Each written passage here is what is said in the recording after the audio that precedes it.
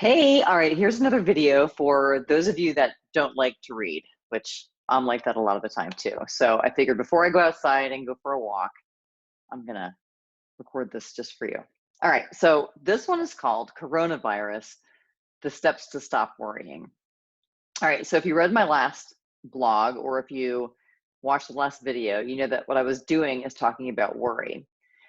And I said the reason why you're feeling worried is not because of the coronavirus and what's happening because of it. The coronavirus is neutral. What's not neutral? Our thoughts about it. Our thoughts are creating so much worry. And so, how do we know that it's not the coronavirus itself that's causing worry? Here's how. So, look around you. Coronavirus exists. People are dying, and we've all read the advice about hand washing and social distancing and all that kind of stuff. We see it all over the news, right? Social media, that kind of thing.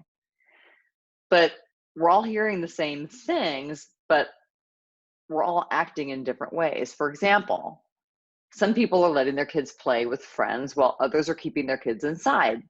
Some people are grocery shopping while some people won't leave the house. Some people are stocking up groceries while others aren't. Some people are freaking out while others are not. So why? It's the same circumstance, it's the same coronavirus, but we're all having different thoughts about it. And so many of those thoughts are leading us to have massive worry. Thoughts like this: my kids might get sick. If my mom gets sick because of me, it's totally my fault. My peers are losing jobs and I might too, and then I won't be able to pay my mortgage. If I don't get food now, I'm not going to have any later. People are being irresponsible and it's going to affect me. The economy may never recover from this. Small business owners are getting totally screwed. They're going to be totally screwed. So maybe those thoughts sound like something similar to what's been in your mind. Well, those thoughts cause a lot of worry for some people. Meanwhile, other people think, my kid's playing in the yard is fine. I'll keep away from my elderly parents just to be on the safe side. We've been in a recession before and we all bounce back sooner or later. I've encountered problems in my life before and I'll figure this out as I go. If I get sick, then I get sick. I haven't starved yet, obviously. I'm still here. They didn't have toilet paper back in the old days. I'll use something else. So those thoughts don't lead to feeling worried. Instead, thinking those thoughts feels peaceful. So which set of thoughts is right? Neither. Thoughts are thoughts. It's what your brain does. One person's brain throws out this and another person's brain throws out something totally different. Some folks are feeling worried and others are feeling pretty peaceful. The difference is that we all think about the facts surrounding coronavirus differently. Coronavirus and the facts around it are neutral. I know some of you think I am batshit crazy for saying that, but what you are literally seeing are words on Facebook. You're hearing an announcement made on the news or an announcement made by a government official or a doctor. But how we think about them makes all the difference in how we feel, how we act, and the results that we get in our lives. Nobody is wrong for having thoughts that lead to worry, but those thoughts get you absolutely nowhere. There is no upside to feeling worried. Worry itself does nothing. It just pretends to be necessary. It doesn't solve or prevent anything. So what to do? The first step is to notice the thoughts. Again, none of the thoughts are bad, so don't try to push them away.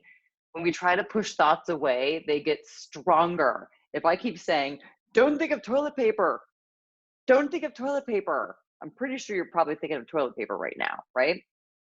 Resisting thoughts that you think are negative is like holding a beach ball underwater, right?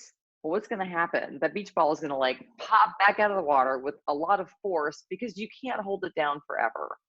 Same thing with thoughts. So don't resist them, don't push them away. Just notice what they are. And here's the key: you have to write them down. In fact, I wrote my thoughts down earlier today. So here's just some of them. There aren't enough hospital beds. Like people in Italy, they're struggling to breathe. They don't have enough ventilators. They don't have enough beds. I'm compromised. I have heart disease. If I get this, I may not survive. But literally, I was sitting, I heard a news story, and that's what my brain went to. So, how did I feel? Worried. And what did I do when I was worried? I imagined myself in a crowded hospital struggling to breathe with no vent. I imagined how bad I would feel. I imagined all the what ifs. I remembered my open heart surgery, being awake on a vent, and hating it. So, how does sitting around thinking all those thoughts affect me? I'll tell you. I wasn't breathing now because I was freaking myself out mentally. Already suffering in the hospital in my mind. I was already on a vent. I was not present with my current lovely breathing. I was literally wasting time sitting around worrying. So here's what I did, because I'm a life coach and I know to do this stuff, right? Although we have the same crazy ass thoughts as everybody else, I realized my thoughts were not helping me at all. I found a thought that I could believe right now. So now I'm practicing the thought, I could probably deal with the virus if I get it. My brain does believe that. I didn't go into freaking la la land and try like, oh, I'm sure I'm never going to get sick, because my brain doesn't believe that for a second. Just coming up with some positive thought is not the way to do it. Just wiggle your worrying thought a little bit and find something that goes more toward neutral. So figure out what thoughts are causing you worry. All of those thoughts are good to know. Your brain is wired to keep you safe. Notice them and don't beat yourself up about them. Accept them.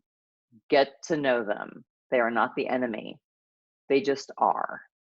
And you are not your thoughts. But right now, your brain is telling you that all of it's true. They are simply sentences in your mind. To change your mind, you need to know what's in it. As I said in my first story about how to stop worrying, worrying doesn't lead anywhere. It doesn't help you. It feels like you're doing something constructive, but you're not. You're stuck. Maybe you're stuck in procrastination and confusion, or maybe you're distracting yourself with social media, food, and a lot of wine. Wouldn't it be better to feel better and get shit done? Step one, write down all those thoughts. I can't emphasize this enough. I guarantee you have some thoughts on repeat, and there's a lot more to write down after you get those down on paper. Next, decide if you want to keep those thoughts or not. You can keep them if you want to, but if you don't want them, just start to wiggle those thoughts around. If you have one that is particularly worrying, write it a little differently so it goes more toward neutral. Often the word could works, like add could to something. And finally, practice this new thought every time the thoughts that cause worry come up. Set an alarm on your phone to remind you to practice the new thought. Today, I'm practicing, I could probably deal with the virus if I get it. If you also want to feel better, write that stuff down and start practicing your new thought too. The best thing we can do now for ourselves and our families is to manage our own minds. And no, this doesn't mean you don't wash your hands and take care of business. It just means that you move forward and create what you want. And if you need some free coaching, I have totally got you. It's my way of helping. No obligation at all. You need 6 sessions? Fine. They're free. Just, I'll post the link to get to me. All right. Try to be happy or not worried or something other than